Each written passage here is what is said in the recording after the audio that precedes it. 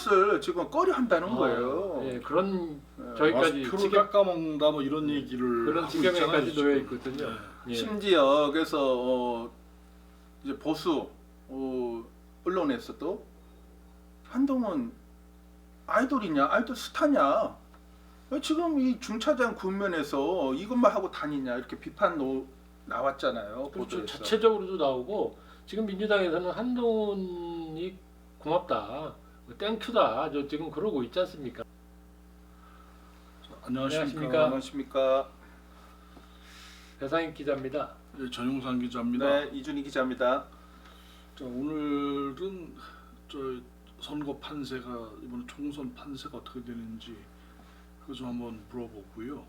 그리고 정치인들의 막말과 관련해서 그런 또 이야기를 좀 나눠야 될 것 같습니다. 우선 저 이준희 기자가 지금 본 정치 판세는 어떻습니까? 선거 판세가?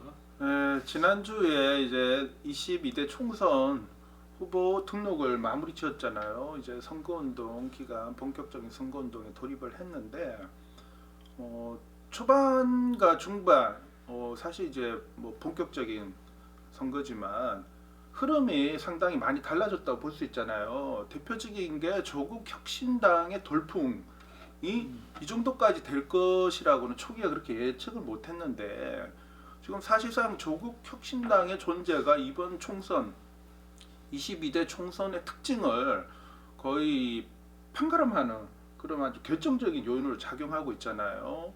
이 조국호의 등장으로 인하여 여야의 이 대결 구도에서 이때면 뭐 이재명, 한동훈, 뭐 윤석열 이런 대결 구도가 조국이 등장함으로 인해 가지고 이재명 대표에게 그 쏠려 있던 이재명 사법 리스크 부분이 상당 부분 또 희석화되면서 정권 심판용 구도로 옮겨가는데 이게 공고화되는데 큰 작용을 했거든요. 조국 혁신호. 왜냐하면 대표적으로 조국 대표가 정권 심판 그리고 검찰 개혁을 아주 강하게 드라이브를 걸면서 기존 민주당의 좀 어중간한 형태 뭐 하나 확실하게 던지지도 못하고 거두지도 못하는 그런 부분이 조금 있었잖아요. 민주당에 또 많은 기대를 갖고 있는 뭐 시민 여러분, 국민도 있긴 한데 민주당의 조금 어중간한 스탠스를 확실하게 어떤 정권 심판의 구도, 검찰 개혁의 아주 상징성 선명하게 드러내는 형태로 갔기 때문에 거의 선거 중반부 들어가는데 결정적으로 지금 판세를 완전히 바꿔버린 거죠. 그러니까 우리가 그 총선이나 이런 데 보면 중도층이 어느 때에 쏠리느냐에 따라서 판사가 바뀌지 않습니까? 그런데 이제 중도층들이 국민의힘은 싫다. 그런데 민주당도 뭐 그렇게 잘하는 게 없다라고 해서 이 총선이나 투표에 대해서 별로 그냥 무관심해버리는 사람들이 꽤 많았거든요. 근데 이번에는 지금 우리 이 회장께서 말씀하신 대로 조국 혁신당이 이제 선명하게 이슈를 치고 나가는 바람에 정권 심판. 그래서 이제 사실은 대통령은 총선에서 사실은 뒤에 있어야 되거든요. 근데 이게 그냥 윤석열 대통령이 전면에 소환되어 버렸지 않습니까? 그런데 이제 그 대리인으로서 한동훈 비대위원장을 세웠는데 한동훈 비대위원장조차 조국 혁신당의 조국 대표의 상대가 안 돼버려 버렸어요. 속수무책을 당하고 있는 거죠. 안 돼버린 거예요. 그러다 보니까 이재명 대표는 편안하게 민생에 대해서 곳곳에 가서 하고 싶은 얘기를 하고 있는 거예요.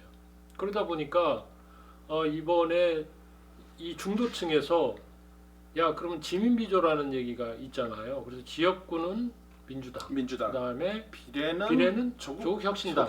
이렇게 이제 판세가 돼버려서 많은 부분들이 조국 신당으로 가면서 이 사람 중도층들이 그냥 나 이번에 투표 안 할 거야라고 하던 사람들이 투표를 하러 가서 조국을 찍으러 갔는데 이 사람들이 거든요. 그러다 보니까 그냥 민주당을 찍는 그런 어부지리의 효과. 그래서 그 전체의 파이가 커져버렸다는 것이 나타난 거죠.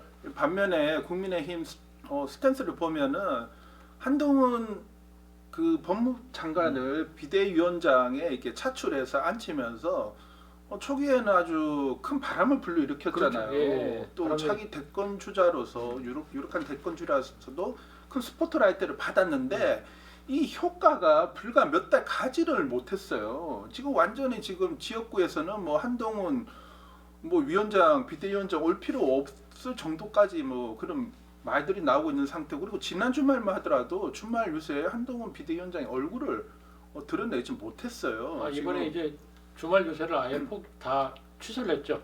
한동훈 위원장이 취소를 하고 대신 그 지금 의대 정원으로 지금 저기를 했죠. 그저 한동훈 비대위원장이 의대 정원 문제를 이슈로. 둘러싼 이 파국적 국면에서 좀 뭔가 유연하게 대응해 달라라는 요구를 대통령실에 그렇죠. 요구를 하고 대통령실은 이걸 받아 안으면서 그런 타결을 하는 모양새를 지금 연출하려고 했는데, 사실 이 얘기가 옛날부터 나왔던 얘기 시작부터 아닙니까? 나왔던 얘기예요. 처음부터 선거를 앞둔 막판에 네. 이렇게 대타결 이렇게 구도를 될 하고 것이다. 한동훈 비대위원장을 전면에 부각시키는 형태로 갈 것이다. 이렇게 다들 예상했고 그런 시나리오까지 나와 있던 맞았습니다. 상태였잖아요. 예, 맞습니다. 예.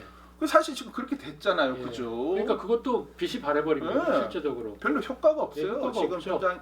지금 현 상태에서 국민의힘이 과연 지금 전국적으로 수도권뿐만이 아니라 심지어는 뭐 부산 경남까지도 열세 지역이 아주 상당히 많이 예. 나올 정도로 수세에 몰리고 있거든요. 맞습니다. 지금 예. 이 파국적 국면을 국민의힘, 정부 여당이 뚫고 나갈 힘이 있는가 봤을 때 어떨까요? 그러다가 이번에 쉽게 예측할 수는 지난주에 없지만 대통령의 대파 발언이 또 굉장히 뭐 아주 희화되고 또 뭐 아주 비판의 대상이 되면서 이제 불을 부었죠. 예, 그게 사실은 뭐 대파가 뭐 얼마냐, 이것이 사실은 그렇게 큰 문제가 아닌 것 같지만 서민들에게는 그 잠재되어 있는 분노가 거기서 그냥 폭발을 해버렸다. 저는 그렇게 생각합니다. 그러면 그런 이거 거죠. 이 대파를 연출된 거예요. 명확히 연출됐어요.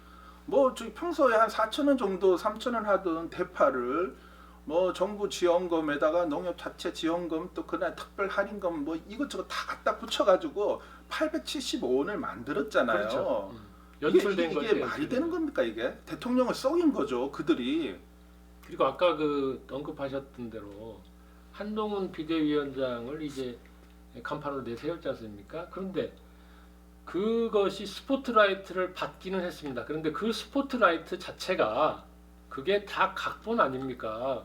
그 언론을 등에 업고 그들을 지지하는 언론을 등에 업고 그들이 막 엄청나게 쏟아낸 거 아닙니까? 사실은. 그런데 그러다 보니까 그게 길게 가지 못하고 그냥 반짝하고 마른 거죠. 그러면서 완전히 빛이 발해버린 거죠.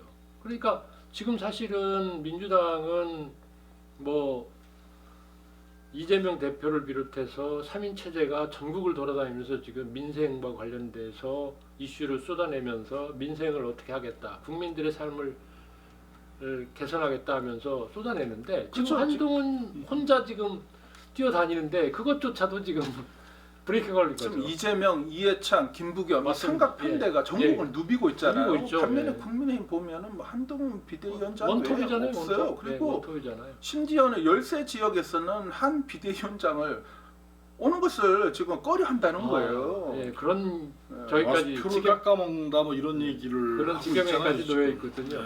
예. 심지어 그래서 이제 보수 언론에서도 한동훈 아이돌이냐, 아이돌 스타냐, 왜 지금 이 중차장 국면에서 이것만 하고 다니냐 이렇게 비판 나왔잖아요. 그렇죠. 보도에서. 자체적으로도 나오고 지금 민주당에서는 한동훈이 고맙다, 땡큐다, 저 지금 그러고 있지 않습니까?